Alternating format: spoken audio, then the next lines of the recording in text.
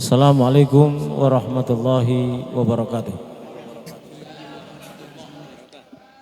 Innal hamdalillah hamda abdin yarju bihi minhu fathan kabira wa yas'aluhu qailan rabbi adkhilni mudkhala sidqin wa akhrijni mukhraja sidqin waj'alni min ladunka sultanan nasira. Wa sallallahu sallama wa baraka wa majjada wa azzama ala man arsalahu Allahu lil alamina basyiran wa nadhira wa da'iyan ila Allah bi idnihi wa sirajan munira. Allahumma salli wa sallim wa sarrif wa majjid wa adzim ala nuril anwar wa sirril asrar wa tilyagil aghyar wa miftahi babil yasar Sayyidina Muhammadil Mukhtar wa alil adhar wa ashabil akhyar adada ni'amillahi wa ifdali. Amma ba'du, usikum wa nafsi bitaqwallah faqad fazal muttaqun. Wa qala ta'ala kul ati'ullaha war rasul fa in tawallaw fa innallaha la yuhibbul kafirin. Para habaib, anak cucu dan bawaris baginda Nabi Muhammad, terutama Habib Tahir bin Umar Ba'agil, Habib Hamzah, wabil khusus Habib Ali Zainal Abidin bin Ali Baharun, dan para habaib yang lainnya yang tidak saya bisa menyebutkannya. Demikian juga para asatid, terutama para munsyidin MBS Mamba Usofa, dan juga munsyidnya Hubun Nabi. Jadi di Jalwa itu ada Hubun Nabi, ada MBS Mamba Usofa. Kebetulan perwakilannya di sini ada, termasuk ya, Abu Muhammad bin Abdullah. Ya.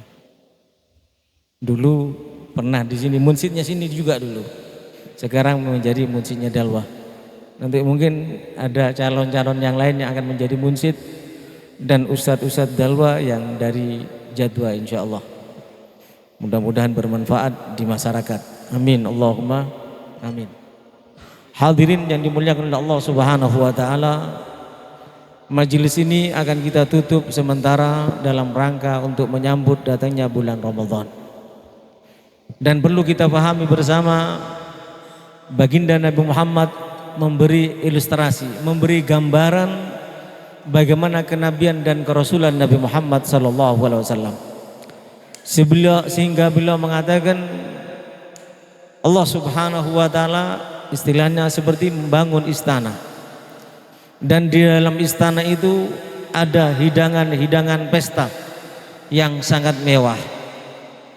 Lalu Allah Subhanahu wa taala mengangkat seseorang, mengutus seseorang untuk mengundang, sebagaimana acara ini kita undang. Dalam rangka apa? Agar masuk dalam istana. Istana yang dimaksud adalah surga, dan pengundangnya adalah baginda Nabi Muhammad. Fadar jannah wadai Muhammad sallallahu alaihi wasallam. Dan dilanjutkan oleh baginda Nabi Muhammad sallallahu alaihi wasallam, wa Muhammadun farkun bainan nas. Nabi Muhammad pemisah di antara manusia, siapa di antara mereka yang beriman dan siapa di antara mereka yang tidak beriman. Hadirin hadirat yang dimuliakan oleh Allah Subhanahu wa taala, perlu kita pahami bersama kewajiban kita mendidik anak kita dengan pendidikan agama. Demikian juga keluarga kita mendidik dengan pendidikan agama. Walaupun mereka tetap menempuh pendidikan umum, tapi jangan lupa dekatkan mereka dengan ulama. Didik mereka dengan agama. Bukan hanya dididik dengan Al-Quran, itu adalah langkah pertama, tapi didiklah mereka dengan kandungan Al-Quran, baik dengan fikih, akidah, dan yang lainnya. Itulah yang disampaikan oleh Nabi Muhammad SAW. Man ja'alahu amamahu qadahu ilal jannah.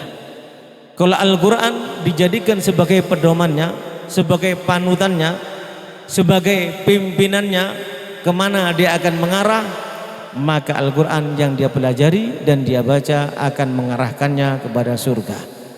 Berarti tidak cukup hanya dengan membaca. Orang sekarang kadangkala sudah bingung, apalagi anaknya jadi qori internasional tapi fikih tidak paham kadang-kadang. Apalagi lagi tren sekarang ini, lembaga-lembaga pendidikan semuanya berlomba-lomba tahfidzul Quran, tapi kandungan dari Al-Quran tidak dipelajari. Bagaimana mungkin Al-Quran akan mengarahkannya kepada surga? Di mana Rasulullah SAW menggambarkan bahwasanya belajar agama, hadir majelis ilmu lebih baik daripada ibadah 100 rakaat. Lebih baik daripada mengantarkan 1000, ya bukan 100, 1000 rakaat. Lebih baik daripada mengantarkan 1000 jenazah, menjenguk 1000 orang sakit. Lalu sahabat bertanya, wa hal mil Quran wa kaifa bil Quran ya Rasulullah? Apakah belajar agama itu termasuk tahfidz itu kalah dengan orang yang belajar agama? Apakah melebihi Al-Quran ya Rasulullah? Nabi Muhammad memberi catatan penting dan beliau menyampaikan, wa hal yanfa'ul Quran illa bil ilm au kama qol. Bisakah Al-Quran bermanfaat kecuali dengan ilmu? Ini pentingnya pendidikan agama. Oleh sebab itu Rasulullah SAW menyampaikan, wa man ja'alahu wara'a dhahri ghadahu ilan nar.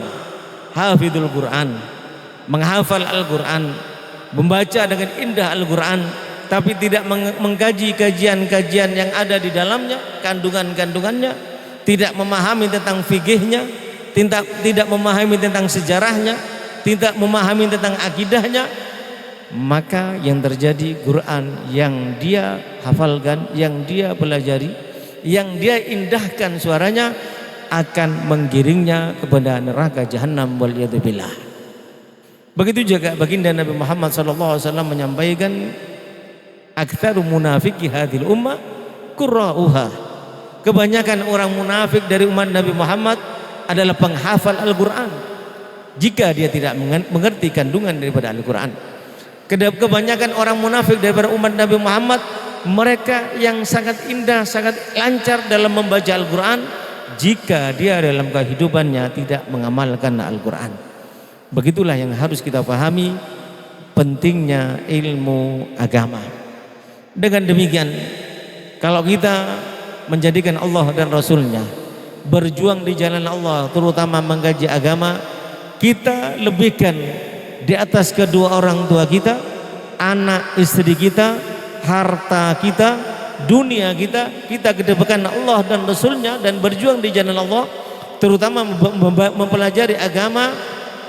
Apa kata Allah? Kalau kita tidak berbuat seperti itu, fatarabbasu hatta ya'ti Allah bi amrih. Tunggulah saat kehancurannya Allah akan mengazab kita. Anak kita yang kita harapkan menjadi anak soleh, karena tidak memahami Al-Quran tidak mungkin menjadi anak soleh. Sebagaimana sering saya sampaikan, Al-Imam Syafi'i menyampaikan, wa hada jahulun wa kaifadul jahli yasluhu. Anak yang tidak mengkaji agama, anak yang tidak belajar adab Nabi, akhlak Nabi adalah jahul. Itu adalah isim mubalaghah, sangat bodoh. Wa kaifadul jahli yasluhu. Bagaimana mungkin anak yang bodoh karena tidak belajar agama diharapkan menjadi anak soleh? Tidak mungkin. Ini pernyataan Imam Syafi'i radhiyallahu anhu. Oleh sebab itu salah seorang sahabat menyampaikan, al-alim wal muta'allim syarikani fil ajr. Orang alim, orang yang mengajarkan ilmunya, dan sandrinya itu keduanya berserikat dalam kebaikan. Wasairun nas hamajun au kamagol. Yang lainnya adalah liar, biadab, tidak ada nilainya di mata Allah Subhanahu wa taala kalau hidupnya tanpa mengkaji ilmu agama.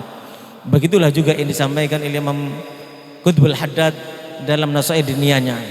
Al jahlu qabla al mauti mautun li ahlihi wa ajsaduhum qablal kuburi kuburu. Bahwasanya kebodohan sebelum mati adalah kematian bagi orang yang bodoh yang tidak mengenal agama. Dan kalau ada kita hanya sibuk dengan pendidikan umum, kadang-kadang kita mempunyai pemikiran kalau anak kita didik dengan agama, kehidupannya bagaimana? Tidak mungkin bisa menjadi orang kaya, jadi konglomerat dan semacamnya. Dia tidak tahu penentuan nahnu qasamna ma'isyatahum bainahum. Yang menjadikan siapa kaya dan siapa miskin itu Allah, bukan titel kita. Oleh sebab itu pepatah mengatakan lau kanatil arzaku tajri alal hija halakna idan bijahlihinna albahaimu. Kalau rizki kekayaan itu tergantung titelnya, tergantung kecerdasan dan titel yang diraih, keilmuan dunianya, maka yang pertama mati adalah binatang. Ayam mati pertama kali, kambing mati pertama kali, sapi pertama kali yang akan mati. Tapi ternyata apa? Ayam sekarang gemuk-gemuk, kalau udah gemuk udah laku. Sapi apalagi, kambing apalagi yang dijual gemuk-gemuk. Kenapa? Karena rizki tidak tergantung kepada titel kita, rizki tidak tergantung kepada kemampuan kita meraih keilmuan, terutama ilmu dunia, tapi rizki yang membagi adalah Allah Subhanahu wa ta'ala. Ini yang perlu difahami. Jadi seakan-akan kalau belajar agama itu calon miskin, tidak ada itu. Jangan seperti itu. Wa man yatawakkal 'alallah fa huwa hasbuh.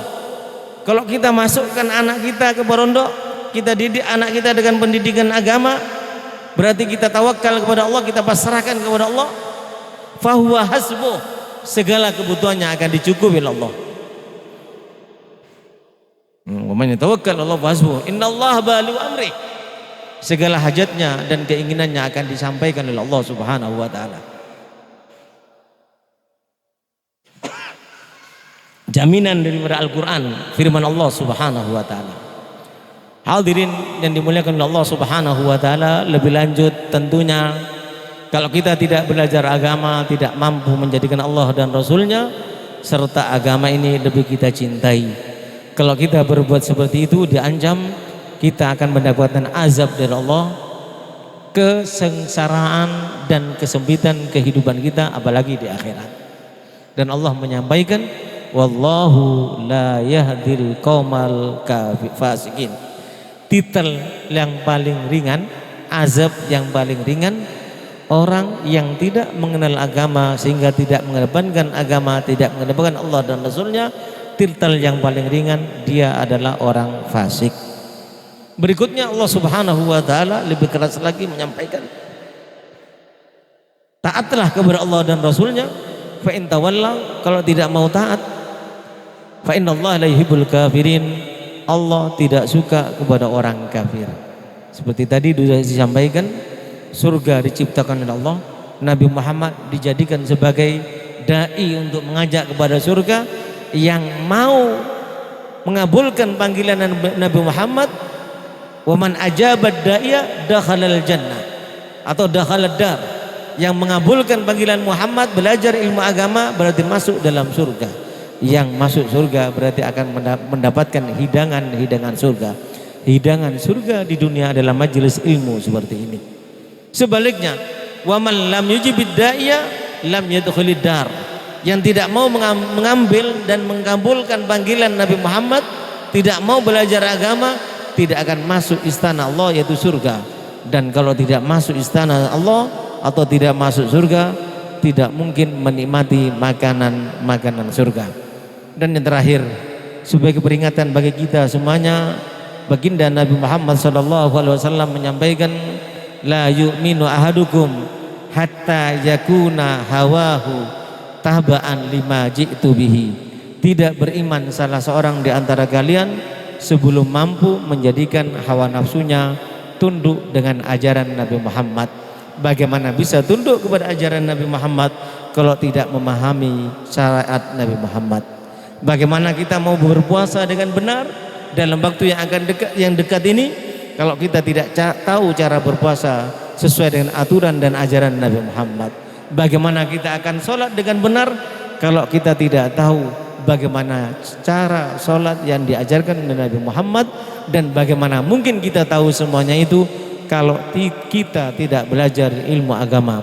Mudah-mudahan kita, orang tua kita, terutama anak-anak kita dan istri kita diberi hidayah dan cinta kepada ilmu, dekat kepada ulama, sehingga termasuk yang menjawab panggilan Nabi Muhammad bersama, insyaallah ikut Nabi Muhammad masuk surga berkat syafaat Nabi Muhammad.